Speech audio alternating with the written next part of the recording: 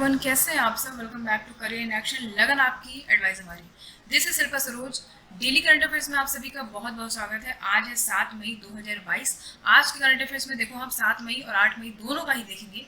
ठीक है, कल का मिस हो गया था तो आज हम इसमें कवर करेंगे 7 मई और 8 मई दोनों का। ओके, चलिए पहले 7 मई का करंट अफेयर्स देख लेते हैं, फिर हम 8 मई का देखेंगे। ओके, तो चलिए फिर वीडियो को स्टार्ट करते हैं। देखो 7 मई को क्या मनाते हैं? वर्ल्ड एथलेटिक्स डे मनाया जाता है हर साल। कब? 7 मई को। देखो स्पोर्ट्स की बात करें, स्पोर्ट्स में स्पेशली एथलेटिक्स की बात करें तो इसके इम्पोर्टेंस को लेके काफ़ी ज़्यादा अवेयरनेस फैलाना लोगों में, है ना, यूथ को काफ़ी ज़्यादा मोटिवेट करना इसके प्रति कि वो ज़्यादातर इसमें पार्टिसिपेट करें। इसलिए जो है ये वर्ल्ड एथलेटिक्स डे मनाया जाता है। ओके, सबसे पहले अगर बात करें, ये इंट्रोड्यूस किया गया था 1996 में। कब? 1996 में इसको इंट्रोड्यूस किया गया था इंटरनेशनल अमेच्योर एथलेटिक फेडरेशन के द्वारा। ओके, और 2022 में वर्ल्ड एथलेटिक डे जो है सेलिब्रेट किया गया 6 मई को। ठीक है, मई में ये क्या होता है कि मई में ही मनाते हैं इसको, लेकिन ये 7 मई को ऑब्जर्व किया गया। ओके, 6 मई को सेलिब्रेट किया गया और 7 मई को ऑब्जर्व किया गया। ओके, समझ में आया आपको? तो जो डेट है वो चेंज हो सकता है, चेंज हो जाता है वर्ल्ड एथलेटिक्स के द्वारा। देखो जो भी डेट है ना वो चेंज हो जाता है और अनाउंस किया जाता है वर्ल्ड एथलेटिक्स के द्वारा हर साल। ओके, इतना समझिए। अच्छा, हम आगे बढ़े अपने सबसे पहले क्वेश्चन की तरफ। सबसे पहला क्वेश्चन है हमारा, in which of the following festival are boat races are special feature. देखो क्वेश्चन कह रहा है कि कौन से फेस्टिवल में बोट रेसेस जो होते हैं वो एक स्पेशल फीचर होती है उस फेस्टिवल का, उस त्यौहार का। तो देखो रंगाली बिहू, ओणम, पोंगल या फिर नवरात्रि। तो याद रखिएगा आपको बोट रेस जो एक स्पेशल फीचर है ओणम फेस्टिवल का। ओणम फेस्टिवल का अब देखो, ये ओणम की बात करिए, जो बोट रेस है ना इसको हम और क्या बोलते हैं? वलम काली। क्या बोलते हैं? वलम काली जो है ये ट्रेडिशनल बोट रेस है जो कि केरला में होता है। केरला कहाँ? इंडिया में है। अच्छा, तो ये जो है एक तरीके से कैनोए रेसिंग है और इसमें पैडल लगे होते हैं कैनोए में, उसको ये लोग यूज चलाते हैं। ये देख पा रहे हो आप इमेज में, ये बोट है ना। ये जो है ये कब किया जाता है, ये फेस्टिवल कब मनाया जाता है? तो देखो हार्वेस्ट फेस्टिवल है एक तरीके से। ये ओणम जो है हार्वेस्ट फेस्टिवल है। स्प्रिंग सीजन में इसको जो है इसको इन लोग फेस्टिवल मतलब त्यौहार, तो ये स्प्रिंग सीजन में ये त्यौहार मनाया जाता है। ठीक है, ओणम याद रखिएगा। ओणम तो ये कहाँ पे होता है? केरल में, बिल्कुल याद रखना है। What is the name of India first Venus mission which will be launch in December 2024 window. देखो अभी हाल ही में क्या हुआ कि इंडिया का पहला फर्स्ट वेनस मिशन जो है वो लॉन्च होने जा रहा है जिसका नाम है शुक्रयान फर्स्ट। बहुत ही इंपॉर्टेंट क्वेश्चन है, एग्जाम में आपको देखने को मिल जाएगा। अब तो यहाँ से इंपॉर्टेंट क्या हो जाता है, सबसे पहली बात तो ये कि ये लॉन्च कौन करेगा? तो इसरो करेगा। इसरो यानी इंडिया का है, Indian Space Research Organisation, ISRO. ठीक है, ध्यान में रखिएगा, इंडियन स्पेस रिसर्च ऑर्गेनाइजेशन ये प्लान कर रहा है कि भाई ये इंडिया का पहला वेनस मिशन जो है शुक्रयान फर्स्ट, उसको दिसंबर 2024 में लॉन्च किया जाएगा। अब हम थोड़ा वेनस की बात करें तो देखो वेनस जो है वो सेकंड प्लैनेट है ना। सन से सेकंड प्लैनेट है, पहला मरकरी है, फिर वेनस है, फिर उसके बाद अर्थ है तीसरे प्लैनेट पे। तो ये जो बहुत ज़्यादा हॉटेस्ट प्लैनेट है पूरे सोलर सिस्टम का। ओके, यहाँ का सरफेस टेम्परेचर की बात करें तो 500 डिग्री सेल्सियस है, जो कि मतलब एक लेड को भी पिघला सकता है बहुत आसानी तरीके से, है ना। तो देखो यहाँ इस मिशन का, ये जो मिशन है आपका वेनस मिशन, इसका एम क्या है? ये देखो वहाँ का जो भी एटमॉस्फेयर है ना, वेनस का जो भी एटमॉस्फेयर है वहाँ के जाके स्टडी करेगा, उसका जो भी स्ट्रक्चर होगा, कंपोजिशन होगा, डायनेमिक होगा एटमॉस्फेयर का, उसको जाके वहाँ पे स्टडी करना है ना। और क्या करना, और सोलर विंड का जो इंट्रैक्शन है वेनुशियन आयनोस्फेयर में उसको इन्वेस्टिगेट करना। तो शुक्रयान जो है वो शेड्यूल किया जाएगा ताकि वो लॉन्च करें इंडिया से GSLV-M के सेकंड रॉकेट से। ओके, इतनी जानकारी हमें यहाँ से मिलती है। देखो हम आगे बढ़ते हैं क्वेश्चन नंबर 2 की तरफ। क्वेश्चन नंबर 2 कह रहा है, which state government has announce the extension of insurance coverage to handloom and power weavers under Netanna Bima scheme. देखो अभी हाल ही में यहाँ पे देखो क्या कह रहा है, तो यहाँ पे कह रहा है कि किस सरकार ने, किस राज्य सरकार ने ये अनाउंस करा है कि वो एक इंश्योरेंस कवरेज जो दे रही थी हैंडलूम एंड पावर वीवर्स को निधाना बीमा स्कीम के अंतर्गत उसको एक्सटेंड कर दिया जाएगा, उसको बढ़ा दिया जाएगा। ठीक है, जो भी इंश्योरेंस कवरेज होगा। तो किस सरकार ने करा है? तो तेलंगाना गवर्नमेंट ने करा है। किसने? तेलंगाना गवर्नमेंट ने करा है। अब देखो उसने किया क्या है, पहली बात तो ये जानो कि ये जो निधाना बीमा ये स्कीम जो है इसको और क्या बोलते हैं? इसको हम बोलते हैं वीवर्स इंश्योरेंस स्कीम। ठीक है, व्यूवर्स मतलब जो बुनकर होते हैं उनकी बात हो रही है यहाँ पे। तो तेलंगाना गवर्नमेंट ने ऐसा करा है, इसने एक्सटेंड कर दिया जो भी इंश्योरेंस कवरेज है, कितने तक कर दिया? 5 लाख तक। ठीक है, 5 लाख रुपीज तक कर दिया है व्यूवर्स के लिए इस स्कीम के अंतर्गत, यानी इंश्योरेंस स्कीम के अंतर्गत, और ये रायथू बीमा इंश्योरेंस स्कीम के अंतर्गत आएगा। देखो ये इंश्योरेंस कवरेज है, ये एक्सटेंड कर दिया गया है किस एज ग्रुप के बीच में? देखो यहाँ पे एज ग्रुप है 18 से 59 ईयर्स तक के जो लोग हैं उनको जो ये कवरेज दिया जाएगा। ठीक है, देखो तो कितना यहाँ पे लागत रखा गया है, 29 करोड़ रुपीस रखा गया है, सैंक्शन किया गया है, इसको इम्प्लीमेंट किया जाएगा इस स्कीम के अंतर्गत। ओके, करंट ईयर की बात करेंगे तो अब देखो ये दो इंपॉर्टेंट चीज है तेलंगाना की, यहाँ पे गवर्नर कौन है, तमिलिसाई सौंदरराजन। मैं 1000 बार बता चुकी हूँ, फिर से बता रही हूँ, बिल्कुल दिमाग में रट लेना है, तमिलिसाई सौंदरराजन। ठीक है, यहाँ का सीएम कौन है, चंद्रशेखर राव, के चंद्रशेखर राव यहाँ के सीएम। चलिए इतनी जानकारी हमें यहाँ से मिलती है। आगे बढ़े क्वेश्चन नंबर 3 पे, name the operation under which the focused effort has been launched by railway production force in April 2022। देखो यहाँ पे क्या कह रहा है, क्वेश्चन में कह रहा है कि ऐसा कौन सा ऑपरेशन है जो किस पे फोकस कर रहा है। देखो देखो यहाँ पे ऐसा कौन सा ऑपरेशन है जो मेनली फोकस कर रहा है किस पे।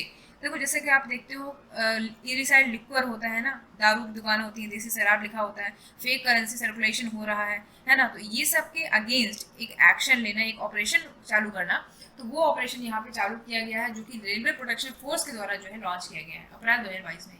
उसका नाम क्या है, ऑपरेशन सतर्क। क्या नाम है, ऑपरेशन सतर्क। अब इसका एम क्या है, इसका एम ये है कि उन लोगों के खिलाफ एक्शन लेना जो इलिसाइड लिक्वर कर रहे हैं, इलिसाइड लिक्वर का काम कर रहे हैं, इलीगल टोबैको प्रोडक्ट बना रहे हैं, अनअकाउंटेड गुड्स को जो है तस्करी कर रहे हैं, और अदर आइटम्स जैसे मान लीजिए ट्रांसपोर्ट कर रहे हैं, है ना, रेलवे नेटवर्क्स के थ्रू, और टैक्स इवेशन से बचने के लिए स्मगलिंग कर रहे हैं, तो ये इनको जो है इनके खिलाफ एक्शन लेने के लिए जो है ये ऑपरेशन सतर्क जो है लॉन्च किया गया है। ओके, अच्छा, तो ये आरपीएफ की बात करें तो ये आर्म फोर्स है, एक under ownership of Indian railway, ministry of railway के अंतर्गत आता है ये आरपीएफ। ओके, अब देखो इसकी बात करें कि इसके डायरेक्टर कौन है, तो संजय चंद्र जो है ये इनके डायरेक्टर हैं आरपीएफ के, या आईपीएस हैं। ओके, कब फाउंड किया गया, 1959 में, आरपीएफ की बात करें तो। चलिए आगे बढ़े क्वेश्चन नंबर 4 की तरफ। RailTel Corporation of India Limited has design and established a health cloud, a mobile container hospital inaugurated by WHO innovation hub at where. देखो RailTel Corporation of India Limited ने डिजाइन करा है, क्या establish करा है, एक हेल्थ क्लाउड। कहाँ पे किया है, विशाखापट्टनम आंध्र प्रदेश में। ओके, ये किसका प्रीमाइजेस है, आंध्र प्रदेश मेडटेक जोन का प्रीमाइजेस है। और ये एएमटीजेड की बात करें, यानी आंध्र प्रदेश मेडटेक जोन की बात करें, तो ये वर्ल्ड का पहला integrated medical device manufacturing hub है। देखो हेल्थ क्लाउड की बात करें, ये जो है ऑपरेशन किया जाएगा कैसे। देखो इसमें से क्या होगा कि मेडिसिन जो है वो डिस्पेंस की जाएगी, मतलब मेडिसिन निकाल सकते हो आप।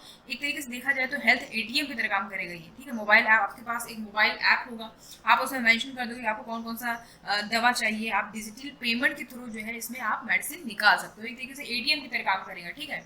यहाँ पे देखो मोबाइल कंटेनर हॉस्पिटल लिखा हुआ है, यानी हेल्थ क्लाउड का ये क्या रहेगा, एटीएम रहेगा, यहाँ से आप मेडिसिन निकाल सकते हो डिजिटली। ओके, चलिए मोबाइल ऐप डाउनलोड करना पड़ेगा आपको, उस तरीके से होगा ये। आगे बढ़े क्वेश्चन नंबर 5 की तरफ। देखो Jammu Kashmir delimitation commission has proposed how many seat in the Jammu region. देखो अभी हाल ही में क्या हुआ है, जम्मू कश्मीर डिलिमिटेशन कमीशन है, उसने क्या प्रपोज किया है कि भाई जम्मू को कितना सीट दिया जाएगा, जम्मू रीजन को, तो 43 सीट्स दी जाएंगी। अब देखो यहाँ पर समझो, तो कमीशन जो थी ये पहले क्या की, ये इसने जो है नंबर जो है, देखो ये जो कमीशन थी इसने पहले क्या किया, जो भी असेंबली का सीट था यूटी का, उसको कितना कर दिया, 83 से 90 कर दिया, ठीक है।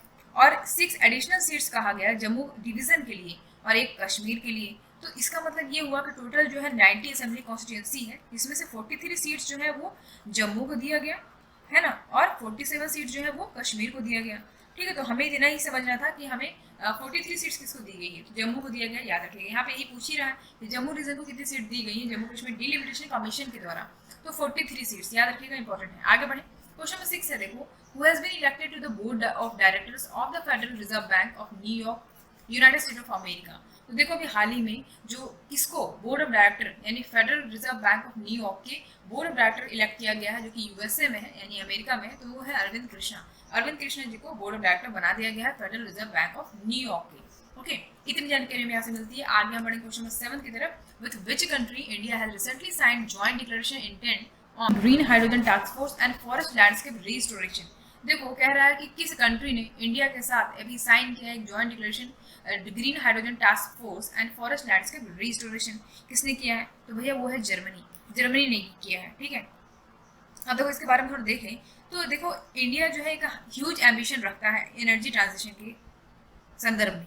ओके, तो ये जो है 500 gigawatt non fossil fuel capacity जो है वो ऐड करेगा 2030 तक, ठीक है। कौन, इंडिया। तो इंडिया जो है काफ़ी ज़्यादा आगे आ रहा है ग्रीन हाइड्रोजन को लेके, ठीक है, और काफ़ी ज़्यादा इस क्षेत्र में बहुत तरक्की भी कर रहा है। तो जर्मनी ने जो है एडवांस कमिटमेंट रखा है इसमें, और 10 बिलियन यूरो यानी 10 बिलियन यूरो जो है इन्वेस्ट करा है, ठीक है, एक डेवलपमेंटल असिस्टेंस के तौर पर इंडिया में 2030 तक ये करेगा। ओके, क्यों, ताकि ग्रीन और सस्टेनेबल डेवलपमेंट पार्टनरशिप जो साइन किया गया है दोनों के बीच में, उसको सही तरीके से काम किया जा सके। अच्छा, अब देखो यहाँ पे ये जो साइन किया है पैक्ट, इसमें होगा क्या, किस पे साइन किया है, तो फॉरेस्ट लैंडस्केप रिस्टोरेशन पे और फॉरेस्ट लैंडस्केप रिस्टोरेशन पे जर्मनी के साथ किया, ताकि जो पार्टनरशिप है किस एरिया में क्लाइमेट प्रोटेक्शन या कंजर्वेशन ऑफ बायोडाइवर्सिटी इसके फील्ड में ये काफ़ी ज़्यादा काम कर पाए और काफ़ी अच्छा स्कोप ये हो सकता है। ठीक है, ग्रीन हाइड्रोजन टास्क फोर्स की बात करें तो चलिए आगे बढ़े क्वेश्चन नंबर 8 की तरफ। Which country will be the first official country of honour at the upcoming Marché du Film in France. देखो अभी हाल ही में कह रहा है कि कौन सा कंट्री जो है पहला first official counter of honour बन गया है upcoming Marché du Film France में होने वाला उसमें। ओके, तो याद रखिएगा कौन है वो, इंडिया। तो देखो यूनियन मिनिस्टर जो है इन्फॉर्मेशन ब्रॉडकास्टिंग के यानी अनुराग सिंह ठाकुर, इन्होंने इन्फॉर्म किया है तो इंडिया को जो है ऑफिशियली कंट्री ऑफ ऑनर मिल गया है upcoming Marché du Film in France जो होने वाला वहाँ पे। तो ये जो फेस्टिवल ये कब ऑर्गेनाइज किया जाएगा, ये 17 मई को ऑर्गेनाइज किया जाएगा 2022 में। ये ऐसा पहली बार हुआ है कि ऐसा कुछ ऑनर जो है वो इंडिया को मिला है। ये थीम क्या है, इंडिया पैविलियन 2022 का थीम क्या है, India the content hub of the world, India the content hub of the world, याद रखिएगा। ठीक है, देखो आर माधवन की फिल्म है रॉकेटरी द नाम्बी इफेक्ट। ठीक है, ये किस पे बेस्ड, नाम्बी नारायण के लाइफ पे बेस्ड है, इसको भी प्रीमियर किया जाएगा यहाँ पे। ओके, आगे बढ़ेंगे क्वेश्चन नंबर 9 की तरफ। Who has won gold in men's 10 metre air rifle at 24 Deaflympics in Brazil. देखो यहाँ पे क्या कह रहा है कि किसने गोल्ड जीता है मेंस 10 मीटर एयर राइफल जो कि 24 डीप ओलंपिक हुआ था ब्राजील में, तो उसमें किसने गोल्ड जीता, तो धनुष श्रीकांत। देख पा रहे हो इमेज में, ये है, ये शूटर है धनुष श्रीकांत, इन्होंने जो है ये गोल्ड जीता है मेंस 10 मीटर एयर राइफल में जो कि 24 डीप ओलंपिक्स ब्राजील में हुआ था। ओके, याद रखिएगा, इंपॉर्टेंट है ये। अच्छा, तो जैसे कि आपको पता है इन्होंने गोल्ड जीता, उसके बाद इंडियन बैडमिंटन टीम ने भी गोल्ड जीता है जापान को हरा के, तो ये डबल सेलिब्रेशन हो जाता है कंट्री के लिए। ओके, तो ये बहुत ही ज़्यादा इंपॉर्टेंट है, याद रखिएगा। तो 2 गोल्ड जीता, 1 ब्रॉन्ज मेडल, इंडिया जो है 8th प्लेस पे आ गया मेडल टेबल में, याद रखिएगा। बढ़ेंगे क्वेश्चन नंबर 10 की तरफ। Recently which Olympian has been suspended by AIU that is athletics integrated unity for testing positive for a bad substance stanozolol. देखो एक सब्सटेंस है स्टेनोजोलोल, देखो स्टेनोजोलोल की बात करें तो ये प्रोहिबिटेड सब्सटेंस एनाबॉलिक स्टेरॉइड है जिसको बैन किया जाता है, मतलब जो भी स्पोर्ट्स पर्सन है उनको यूज़ करने से। तो ये AIU ने ये फाइंड किया कि ये जो ओलंपियन है कमलप्रीत कौर, इमेज में देख पा रहे हो, ये डिस्कस थ्रोअर है, तो इनके सैंपल्स में ये पाया गया कि इन्होंने ये यूज़ किया है, ये जो स्टेरॉइड्स है इसको यूज़ करा है इन्होंने। ठीक है, तो इसीलिए जो है AIU ने क्या कर दिया है इनको, तो AIU ने क्या कर दिया, इनको बैन कर दिया है। ठीक है, क्योंकि इन्होंने ये सब्सटेंस स्टेनोजोलोल लिया था। ओके, तो टेस्टिंग पॉजिटिव यानी कि इनको पाया गया पॉजिटिव, तो इसलिए जो है सस्पेंड कर दिया गया इनको AIU के द्वारा, यानी एथलेटिक्स इंटीग्रेटेड यूनिटी के द्वारा इनको सस्पेंड कर दिया गया ओलंपियन कमलप्रीत कौर को, जो कि डिस्कस थ्रोअर है। आपसे ये भी पूछ सकता है कि ओलंपियन कमलप्रीत कौर जो है वो क्या है, कौन से स्पोर्ट्स से रिलेटेड है, तो आप डिस्कस थ्रो लगाओगे। ओके, आगे बढ़े क्वेश्चन नंबर 11 की तरफ। Which country to begin BWF Thomas and Uber Cup 2022 campaign on 8 May 2022। देखो यहाँ पे तो कह रहा है कौन सा कंट्री जो है BWF Thomas over cup 2022 campaign को शुरू करेगा, तो इंडिया करेगा। कौन करेगा, इंडिया करेगा। अब देखो एडिशन हो जाएगा, तो BWF थॉमस की बात करें तो ये 32nd एडिशन हो जाएगा, और ये उबर कप की बात करें तो 29th एडिशन हो जाएगा। ठीक है, तो इंडोनेशिया जो ऐसा सक्सेसफुल टीम है, थॉमस कप के बारे में बात करें तो 14 टाइटल मिल चुका है इसको। चाइना की बात करें तो ये सक्सेसफुल टीम है उबर कप का, जिसको कितने टाइटल मिल चुका है, 15 टाइटल मिल चुका है। तो याद रखिएगा, इंपॉर्टेंट है ये। इंडोनेशिया और चाइना जो है ये थॉमस कप और उबर कप को जीतते आ रहे हैं, याद रखिएगा। देखो उबर कप जो है उसको और भी क्या कहा जाता है, वर्ल्ड टीम चैंपियनशिप कहा जाता है वुमेन्स का। ठीक है, कब फाउंड किया गया था, 1957 में फाउंड किया गया था। ओके, अब देखो अब यहाँ से इंपॉर्टेंट क्या है, 2 चीज़ इंपॉर्टेंट है। देखो अब यहाँ से इंपॉर्टेंट ये है कि थॉमस कप 2022 जो होने वाला है वो कहाँ पे होगा, वो बैंकॉक थाईलैंड में होगा। इंपॉर्टेंट है, देख लो भाई, ये करंट अफेयर्स में आपसे पूछ सकता है। ठीक है, बैंकॉक थाईलैंड में होगा। ठीक है, ये हम थॉमस कप 2022 की बात कर रहे हैं। अब देखो थॉमस कप 2024 जो होने वाला है वो कहाँ पे होगा, वो चाइना में होगा। ठीक है, याद रखना कहाँ पे होगा, 24 चाइना में, और 22 जो है वो बैंकॉक थाईलैंड में होगा। ये यहाँ से इंपॉर्टेंट था, जानना आपके लिए बहुत जरूरी था। चलिए, तो आज का इतना ही करंट अफेयर्स है। जाते जाते मैं क्वेश्चन ऑफ द डे भी देते जाऊँ। क्वेश्चन ऑफ द डे ये है कि Mohammad bin Tughlaq transferred his capital from.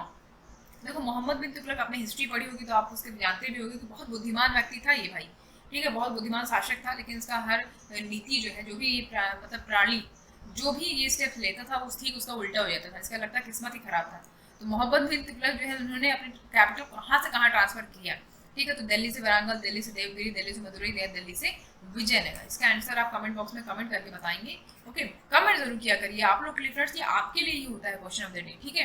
इसको आप खुद देखोगे आप कितना आ रहा है आपको, उसको कमेंट जरूर किया करिए। ओके, हे एवरीवन, कैसे हैं आप सब? Welcome back to career in action, लगन आपकी एडवाइस हमारी। डेली करंट अफेयर्स में आप सभी का बहुत बहुत स्वागत है। This is Shilpa Saroj.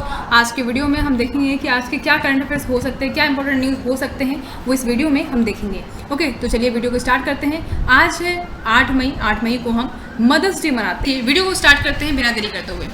देखिए, लास्ट सेशन में क्वेश्चन ऑफ द डे दिया गया था। क्वेश्चन ऑफ द डे ये था कि Mohammad bin Tughlaq transferred his capital from.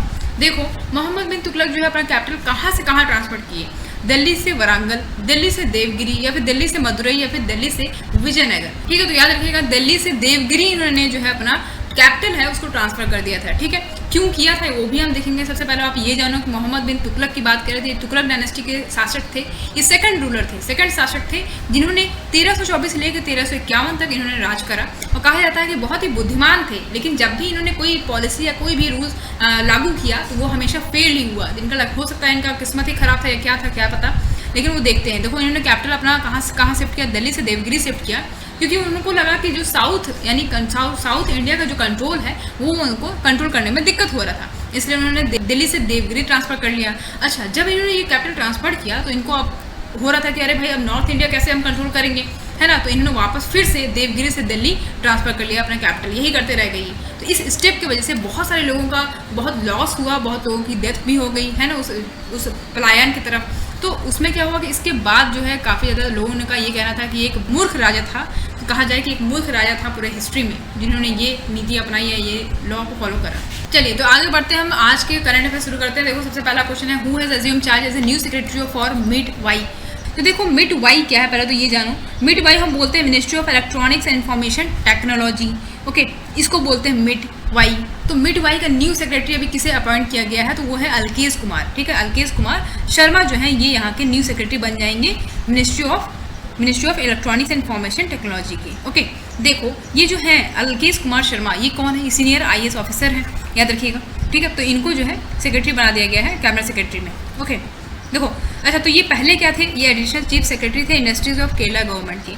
Okay, इतनी जानकारी हमें यहाँ से मिलती है। आगे बढ़ेंगे हम क्वेश्चन नंबर 2 की तरफ। देखो, India's first regional rapid transit system to be hand over to. देखो, इंडिया का पहला रीजनल रैपिड ट्रांजिट सिस्टम जो है उसको किसको हैंड ओवर कर दिया गया है? यहाँ पे क्वेश्चन में कह रहा है, देखो, national capital transit system corporation यानी कि NCRTC। देखो यहाँ पे क्या लिखा हुआ है, NCRTC यानी कि national capital region transport corporation. तो इसको जो है हैंड ओवर कर दिया गया है। ये पहला ट्रांसिट कंट्री का रिसीव करने वाला बन गया है। इसको क्या मिला? पहला रीजनल रैपिड ट्रांजिट सिस्टम मिला। इस प्रोजेक्ट को हम कहाँ पे लागू किया जा रहा है? ये आलस्टोम्स प्लांट कहाँ पे है? ये सावली। ठीक है, सावली गुजरात में है ये, यहाँ पे इसको लॉन्च किया जा रहा है। ठीक है, regional rapid transit system NCRTC को मिला है। ओके, याद रखिएगा, इंपॉर्टेंट है। कहाँ पे? गुजरात में। आगे बढ़ेंगे क्वेश्चन नंबर 3 की तरफ। Who has been appointed as MD of TVS motor. देखो, क्वेश्चन में कह रहा है कि अभी हाल ही में TVS मोटर का मैनेजिंग डायरेक्टर किसे अपॉइंट किया गया है। ठीक है, बहुत ही इंपॉर्टेंट क्वेश्चन है, एग्जाम में आपको देखने को मिल जाएगा। देखो, सुदर्शन वेणु जी को अभी हाल ही में मैनेजिंग डायरेक्टर बना दिया गया है TVS मोटर कंपनी का। ओके, देखो, हम बात करें TVS मोटर की तो इसको सब जानते हैं कि ग्लोबल मैन्युफैक्चरर है। ये 2 व्हीलर और 3 व्हीलर व्हीकल्स का ये मैन्युफैक्चरिंग है। ओके, याद रखिएगा। तो इनको जो है बना दिया गया MD TVS मोटर का, याद रखिएगा, इंपॉर्टेंट है ये। आगे बढ़े क्वेश्चन 4 की तरफ। Who has announce to merge with Mindtree to become 5th largest IT firm. देखो, यहाँ पे क्वेश्चन में कह रहा है कि अभी किस कंपनी ने किसके साथ मर्ज कर लिया है? माइंडट्री के साथ मर्ज कर लिया है। अभी 5वां लार्जेस्ट IT फर्म बन गया है, यानी कि इंफॉर्मेशन टेक्नोलॉजी फर्म बन गया है। तो ये है लार्सन एंड टर्बो इन्फोटेक। याद रखिएगा, लार्सन एंड टर्बो इन्फोटेक जो कंपनी है ये मर्ज कर लिया माइंडट्री के साथ। अब ये उसके साथ मर्ज करने के बाद बन गया 5वां लार्जेस्ट IT फर्म। इंपॉर्टेंट है, याद रखिएगा। LT मतलब लार्सन एंड टर्बो इन्फोटेक।